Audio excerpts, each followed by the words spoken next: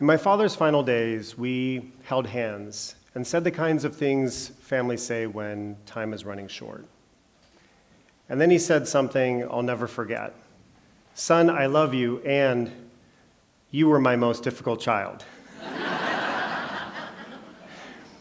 But then he added this: "Don't forget that you're special. Make your life count." I've been chasing that charge ever since. But like each of you here today, my story doesn't begin with me. About 160 years ago, my great-grandfather, John Baptist Branam, was born in rural Louisiana. He was born a couple of years before slavery was officially abolished. And so, although we can't be sure, we're pretty confident that given the timing and location, he was born enslaved. About 90 years ago, my father was born in Philadelphia. Raised by a single mom alongside his two brothers, my dad had tons of potential. But this was the 1950s, he was a young black man, and he didn't have a lot of good guidance. Given this, the military became his best option after graduating from high school. About 50 years ago, my mother was a high school teacher in South San Francisco. Early in her pregnancy with me, she learned she had cancer. The doctors gave her an impossible choice: carry to term and likely die, or abort and she might live. She chose me. She chose me. We spent a couple of nights together before she was moved to the intensive care unit, and she passed away a couple of months later.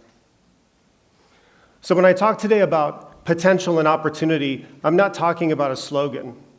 I'm talking about a debt, a responsibility. I chose my life's work after graduating from college because I've seen what happens when potential and opportunity collide with a system that can't or won't support it. And right now, millions of young people are sitting inside this collision. Now, we all know the American education system is replete with challenges. But there's one problem that quietly drives many of the rest: inequitable access to college and early career supports.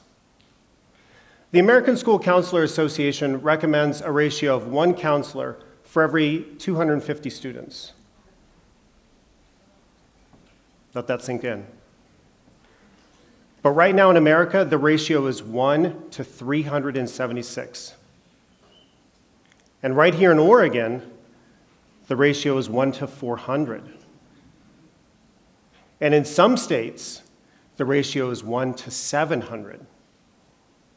Now, these are crazy numbers, to be sure, but they're a bit abstract until you can picture a real person. So let's meet Miss Susan.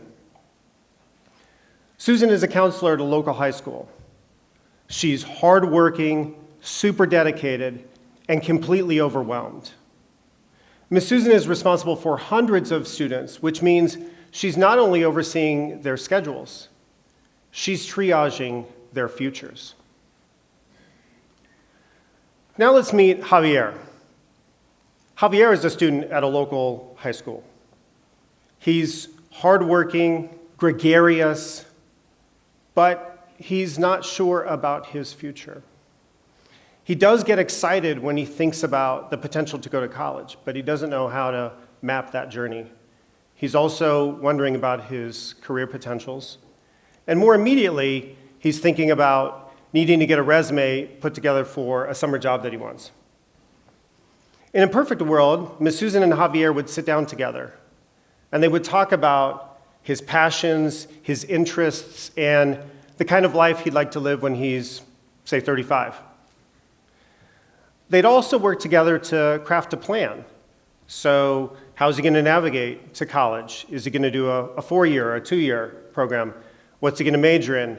How does that articulate to his career interests? And again, he needs to work on that resume and probably practice for that first-time job interview.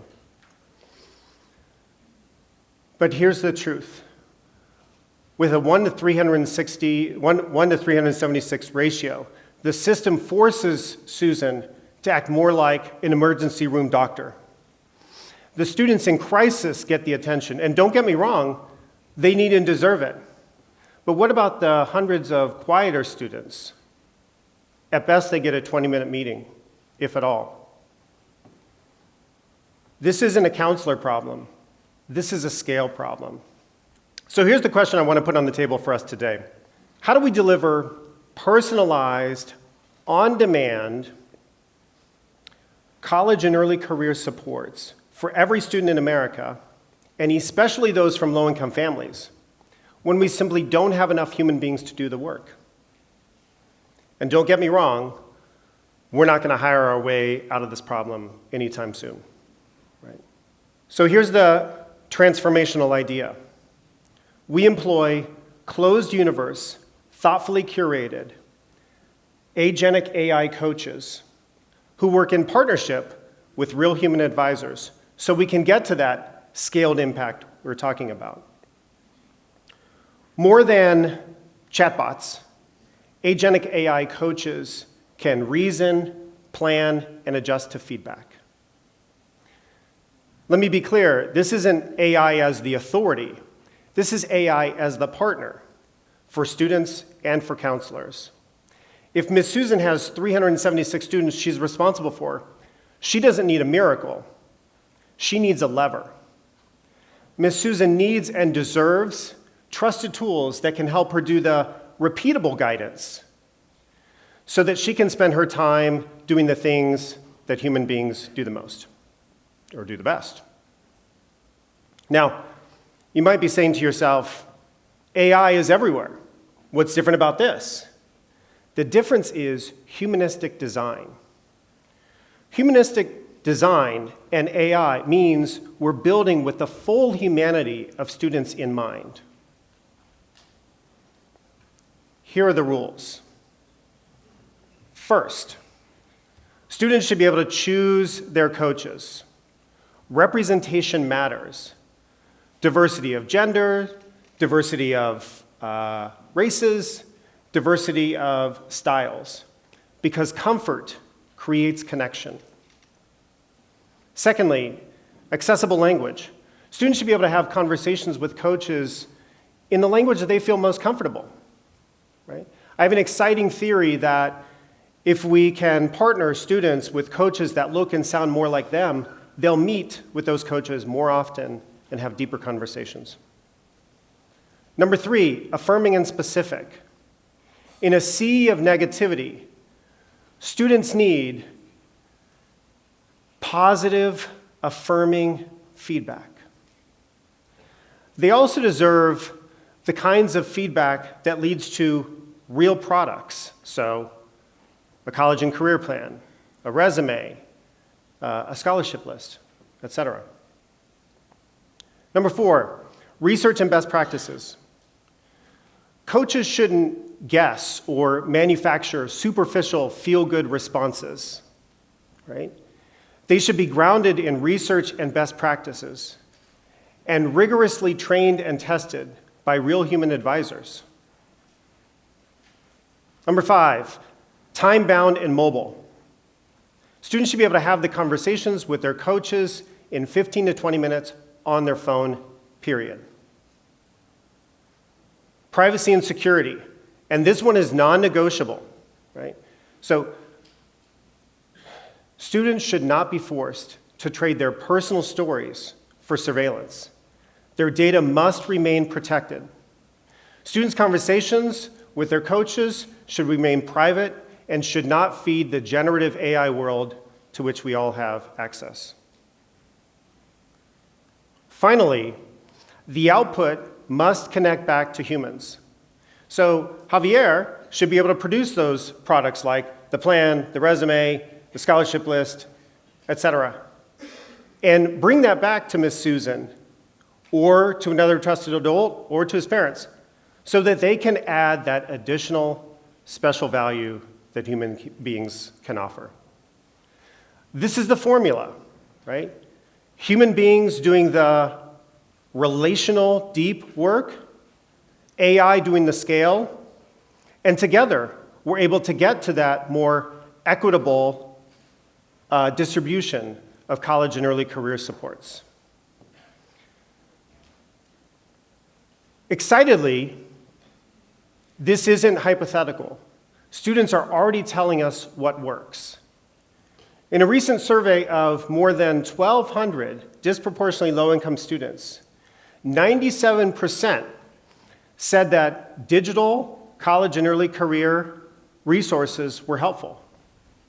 97% also said agentic AI resume building advisors were helpful. Importantly, students continue to value humans. 98% reported that their human coaches who were engaging with them on college and career processes via text were helpful. This is the point. It's not technology versus humans, or technology versus humans. It's actually technology plus humans, right? This is how we're going to get to the beautiful world that we need. Now, I know what you may be thinking, so let me play devil's advocate. AI is biased. AI leads students to narrow definitions of success.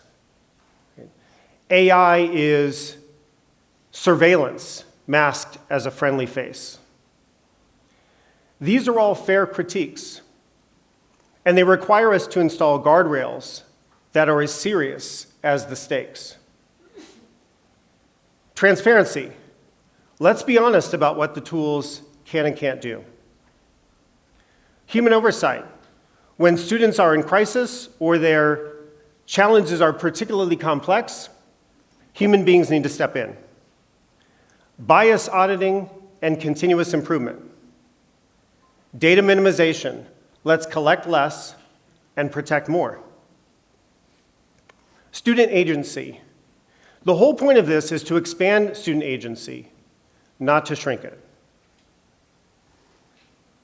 If we don't set the standards, the market will set it for us, and the market does not consider the decency of human beings, and especially students.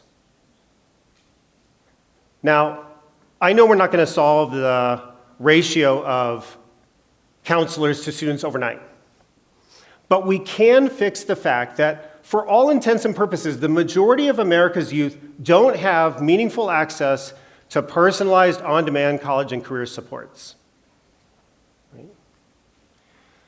Now, I started this conversation today by talking about my father's dying charge to me and my mother's sacrifice. But I want to be really clear. This story isn't about me. This story is really about Javier. Javier deserves the right and the opportunity to have the supports he needs to successfully navigate to college and career. Javier needs Miss Susan, and he needs these tools, but he also needs us to lean in. Right? Javier is our future, and we need to support his journey. My father told me to make my life count, but I think the opportunity for us today is to make our lives count by leaning in and helping Javier achieve his full potential. Thank you.